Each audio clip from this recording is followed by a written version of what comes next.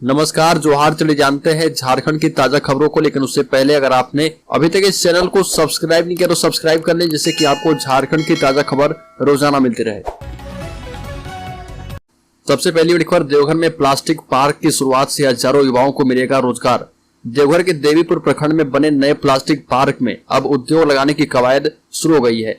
इसी क्रम में 8 सितंबर को निवेशक सम्मेलन का आयोजन किया जा रहा। इस पार्क के शुरू हो जाने से क्षेत्र के हजारों युवाओं को रोजगार के नए अवसर मिलेंगे। साथ ही साथ प्लास्टिक पार्क में निवेशकों को प्लॉट का वितरण भी किया जाएगा। प्लास्टिक पार्क से स्थानीय हजारों युवाओं को रोजगार का नया अवसर मिलने जा रहा।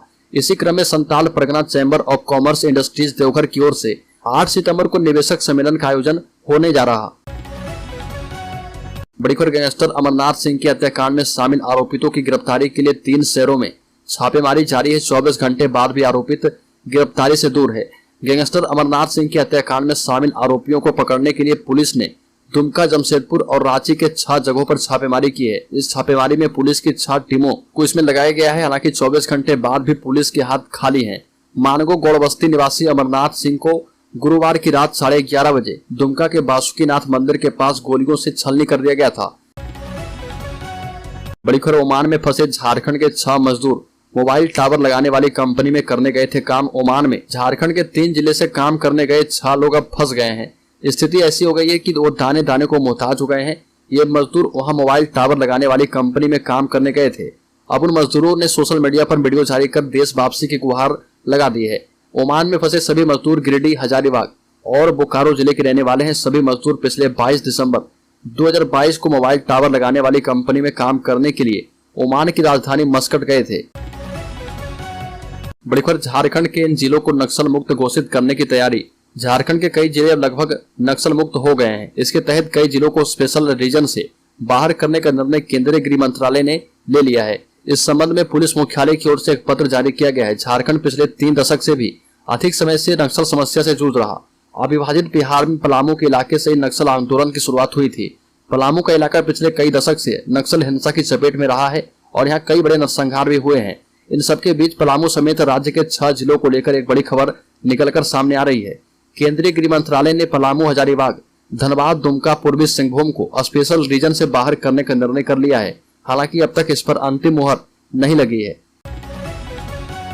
बड़ी खबर, राज्य में पंचायत प्रतिनिधियों के मानदेय एवं टीए-डीए के लिए 10 करोड़ जारी। झारखंड में पंचायत प्रतिनिधियों के मानदेय भुगतान और टीए-डीए के लिए दिशा निर्देश जारी कर दिए गए हैं। पंचायती राज निदेशालय झारखंड ने इस संबंध में सभी जिलों के डीडीसी को लेटर जारी किया है। इसमें बताया गया कि पंचायतों के निर्वाचित जन प्रतिनिधियों का मानदेय, दैनिक भत्ता और यात्रा भत्ता का भुगतान करने के लिए 13 करोड़ रुपए दिए गए हैं। आवंटन की गई राशि 24 जिलों के लिए 10 करोड़ 63,86,000 रुपए है। इस राशि का उपयोग वित्तीय वर्ष 2023-24 के लिए किया जाना है। बड़ी खबर, झारखंड में विधायकों की बढ़ेगी सैलरी। विधानसभा में पेश होगा प्रस्ताव। सरकार और विपक्ष के एकमत होने के आसार हैं। मानसून सत्र में मंत्रियों और विधायकों का वेतन बढ़ना तय है। सूत्रों के मुताबिक मानसून सत्र के दौरान मंत्रियों और विधायकों की वेतन बढ़ोतरी से संबंधित प्रस्ताव सदन में लाया जा सकता है। उम्मीद की जा रही है कि इस विषय पर पक्ष और विपक्ष दोनों एकमत रहेंगे, क्योंकि ये वेतन से जुड़ा मामला है। यह प्रस्ताव ध्वनि मत से पारित हो जाए। कुछ विधायकों का कहना है कि पिछली रघुवर सरकार में अंतिम बार 2015 में विधायकों का वेतन बढ़ा था। इस साल मार्च में बजट सत्र के दौरान विधायकों का वेतन बढ़ाने का प्रस्ताव लाया गया था, लेकिन तब सरकार की ओर से इस विषय पर स्पष्ट उत्तर नहीं आया था। बड़ी खबर, राज्य में बीजेपी में बड़ा सांगठनिक फेरबदल।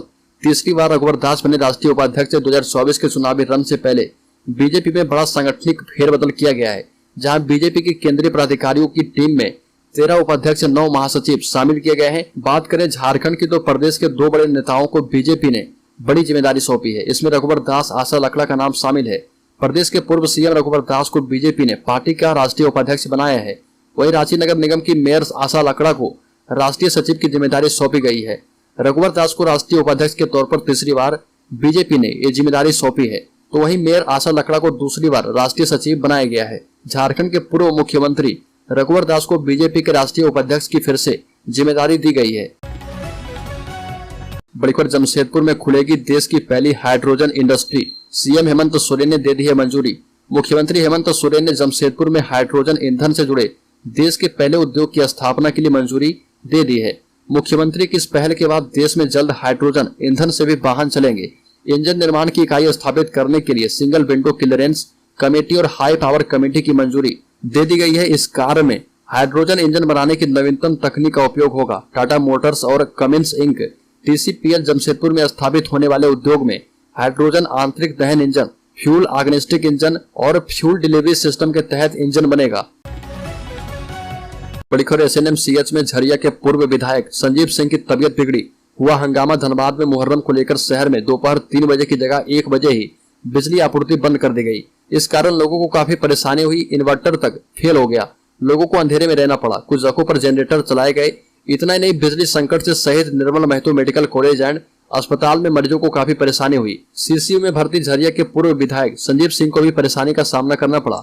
बिजली कटने के बाद ही अस्पताल का AC एवं पंखा बंद हो गया। इस कारण बाढ़ में सफोकेशन होने लगी।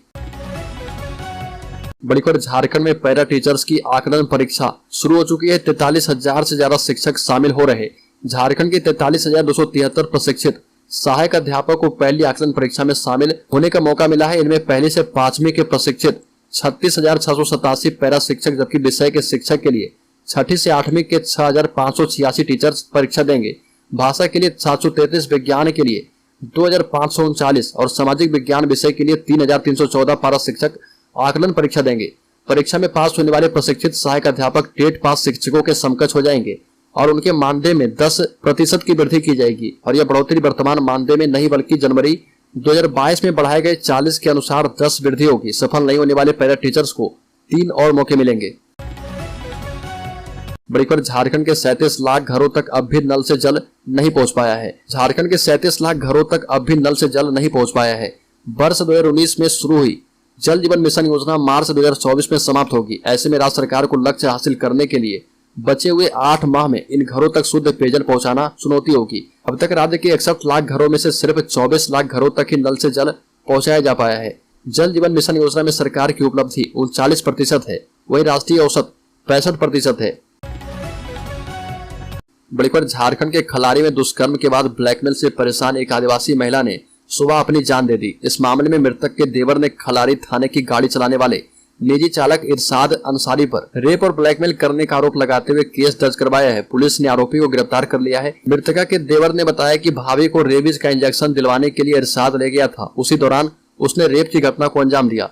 वीडियो बना लिया गया और उसे वायरल करने की धमकी देने लगा। घटना के बाद लोगों ने खलारी एवं डकरा बाजार बंद करा दिया है। इस दौरान कुछ लोगों ने एक दुकानदार के भाई को रॉड से घायल कर दिया।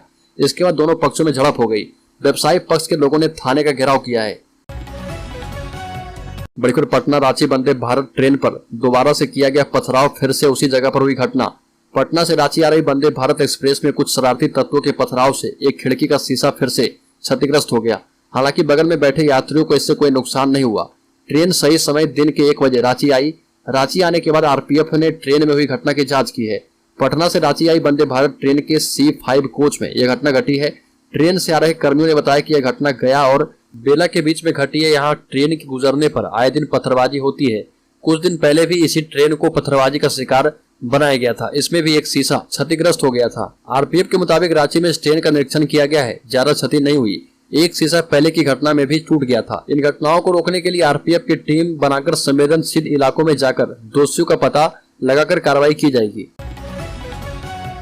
बड़ी खबर, राज्य के बरागोड़ा में उच्च विद्यालय के शिक्षकों ने स्कूल परिसर में वित्त रहित शिक्षा नीति का किया पुतला दहन।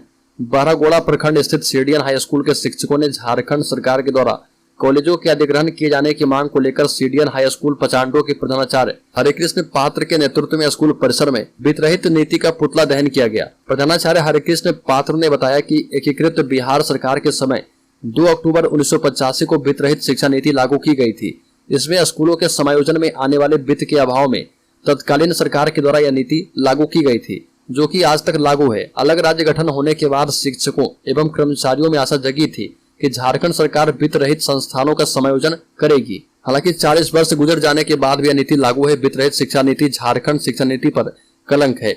बताया कि 31 जुलाई को पूरे राज्य में वित्त रहित संस्थानों में शैक्षणिक हड़ताल रहेगा। 2 अगस्त को विधानसभा के सामने महाधरना दिया जाएगा, जिसमें प्रत्येक विद्यालय एवं इंटर कॉलेज के 10 शिक्षक शिक्षकेतर कर्मचारियों की उपस्थिति रहेगी। बड़ी खबर, झारखंड में झारखंड मुक्ति मोर्चा के संस्थापक विनोद बिहारी महतो, शिबू सोरेन एवं मार्क्सवादी चिंतक AK राय के नेतृत्व में झारखंड अलग राज्य का आंदोलन 70 के दशक में धनबाद से शुरू हुआ था। 3 दशक के संघर्ष के बाद प्रदेश का निर्माण हुआ। आंदोलन में हजारों लोग जेल गए, पुलिस की गोलियों से आंदोलनकारी बलिदानी भी हुए और वर्ष 1970 से लेकर 1985 तक जो लोग झारखंड आंदोलन में जेल गए उनको झारखंड आंदोलन संयुक्तिकरण आयोग आंदोलनकारी मानने को तैयार नहीं है। इसका कारण यह है कि उस दौरान जो प्राथमिकी हुई उसका कोई दस्तावेज झारखंड सरकार के पास नहीं है। पुलिस और संबंधित जेल दस्तावेज उपलब्ध नहीं करा पा रहे। पुलिस तो आयोग को लिखित दे रही है, तब तक के सभी दस्तावेज नष्ट हो चुके हैं। जेल प्रशासन भी यही कह रहा है। आयोग की व्यवस्था है कि प्राथमिकी की कॉपी के बिना आंदोलनकारी को मिलने वाला सम्मान, पेंशन और सुविधा नहीं दे सकता। बड़ी खबर, झारखंड के इस प्रखंड में 1 महीने के अंदर 8 नाबालिगों ने भागकर रचा ली शादी। चुरचुर प्रखंड में 1 माह के अंदर अपने घर से भागकर शादी करने के 8 मामले सामने आए हैं। सबसे ज्यादा मामला चरही थाना क्षेत्र के चरही चनारो, जरवा इंदिरा और हिंदी गढ़ा और चुरचुर थाना क्षेत्र का है। भागकर शादी रचाने वाले बच्चों की उम्र कम है। नाबालिग उम्र में प्यार और प्रेमी के साथ रहने के भाव इतना तेज है कि अभिभावक भी बच्चों को रोक नहीं पा रहे।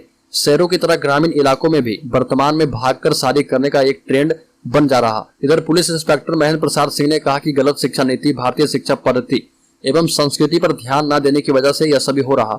हमारी भारतीय शिक्षा और संस्कृति को बदलकर अंग्रेजी भाषा को ज्यादा बढ़ावा दिया गया है, जिससे हमारी भारतीय शिक्षा की नैतिकता खत्म होती गई।